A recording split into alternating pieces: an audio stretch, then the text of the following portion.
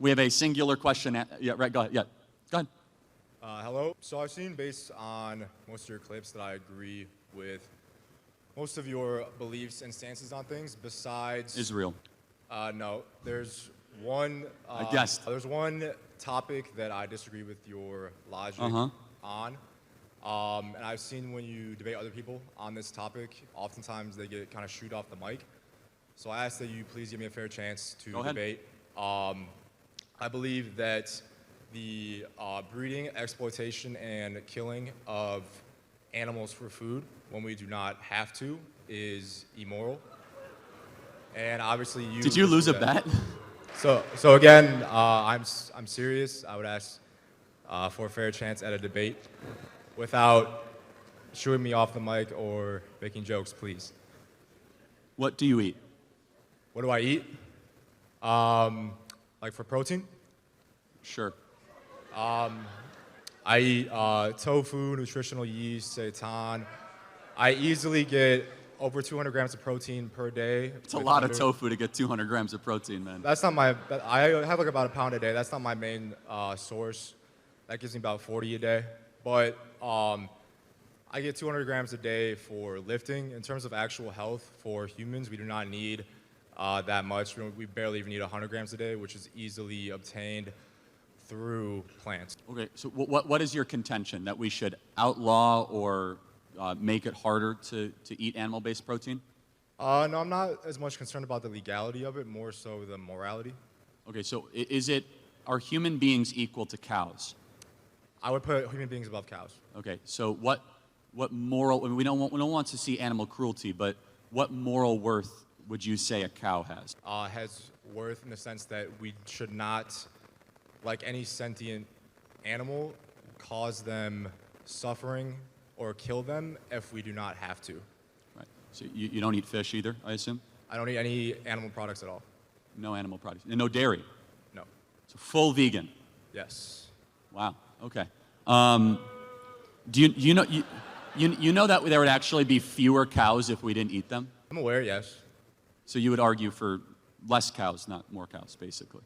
I am against the breeding, exploitation, and slaughter of them for food. What obligations do we have to wild animals? I mean, the animals that we eat are not wild animals. They're domesticated, and we specifically breed, control, and kill them. We control their whole life, so they're not really wild. Should we stop other animals from being carnivores? No, because those animals need to eat. Like a lion needs to eat an antelope to survive. So in a survival situation, I believe it is okay to eat animals, but in the modern day, we do not need to.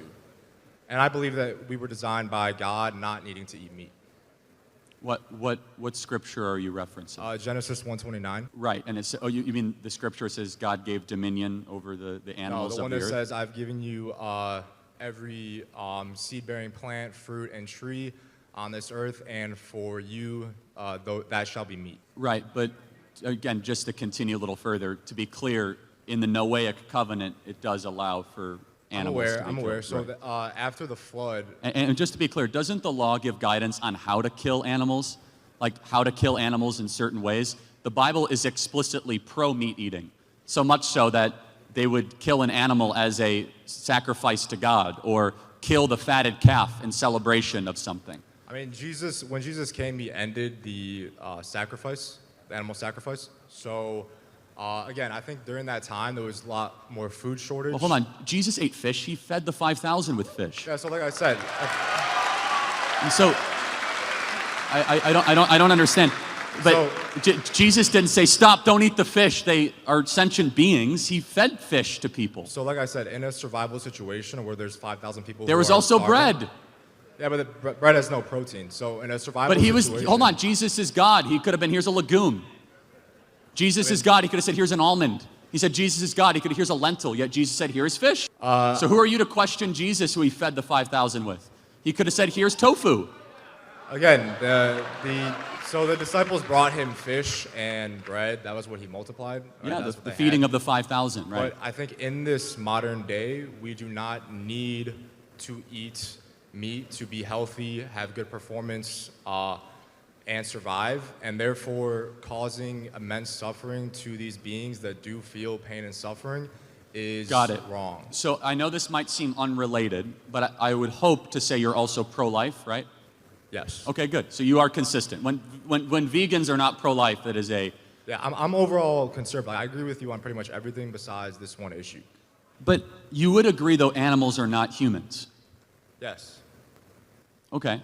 But you would say, if I eat a steak, am I doing something immoral? I would say that if you eat a steak knowing that, and you didn't have to, and you chose to pay for an animal. Yes, I plan to do this tonight, so tell me what... Tell Yeah, me... so, like I said, I think the breeding, exploitation, and killing of animals for food is immoral, yes. Immoral?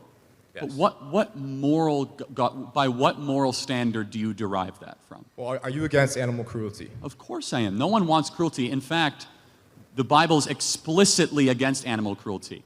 And so all of us should be. The animals actually made an appearance in the Ten Commandments. Animals got a Sabbath. They got a day off. It says, for 6 days you shall work and 1 day you shall rest, including your ox and your animal. So the Bible actually has done more for animal rights than any other ancient scripture that we can ever find. So I'm all there. No one wants animal cruelty. However, I just want to understand, by what moral framework do you say it is immoral to eat the meat of something that is not human, especially if we get nutrients and we human beings are able to flourish? Well, I would say, why are you against animal cruelty?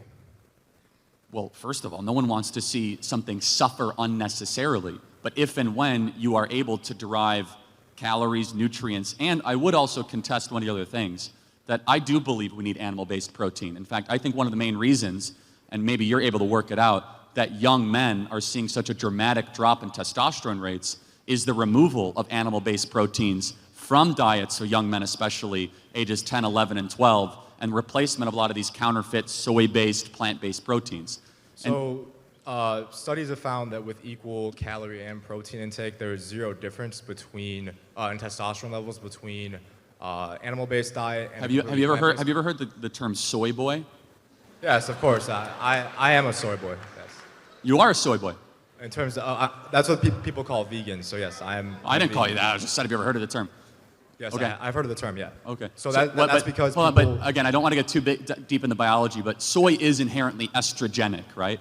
So soy has phytoestrogens. They're not actual estrogens. They work in the body similar to a SERM, which is a selective estrogen receptor modulator. What that actually does, in some situations, that can actually lower estrogen in males if they have an estrogen imbalance, and suppress testosterone production. It does not suppress the testosterone production. Studies have found equal testosterone between meat eaters and vegans, considering calories and protein equal. In addition, many professional athletes No. The consumption of vegan. soy. The consumption of soy.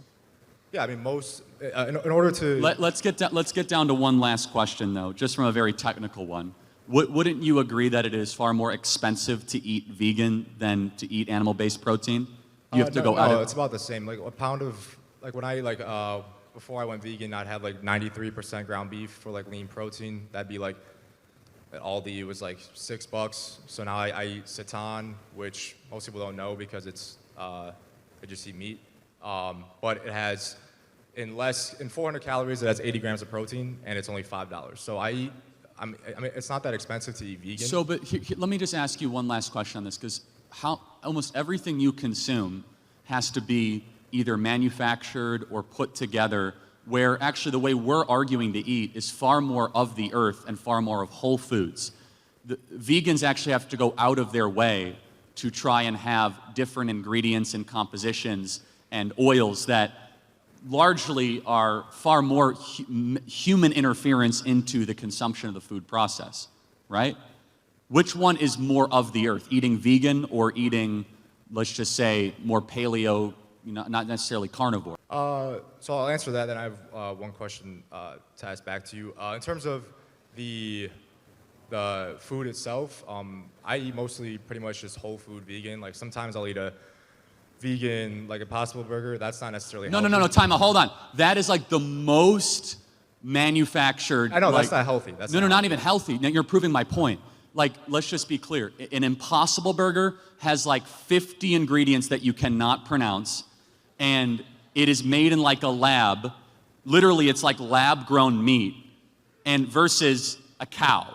I understand. I'm not saying it's healthy, but No, at the but same time, a cheeseburger is not the staple of a healthy diet either, like with cows. If so. I had to choose like a double cheeseburger from Culver's or an Impossible Burger, it's a double cheeseburger every single day that is better for you. Like, it's not even close. It's like not even close. That's fair. So, but either way, And let me interrupt. you can eat mostly whole The foods. fact that we have to make Franken food, like Frankenstein food, is one of the greatest arguments that we should continue to eat real meat. I eat only whole foods. Like No, I got it. But you're the one that brought up Impossible Burgers. I didn't. I know. Right? I was saying that you're gonna keep going and saying that that's not like an example. A lot of people use that as an example to shame veganism. Well, that's not an example of a healthy I am vegan curious. diet. How did you get into this?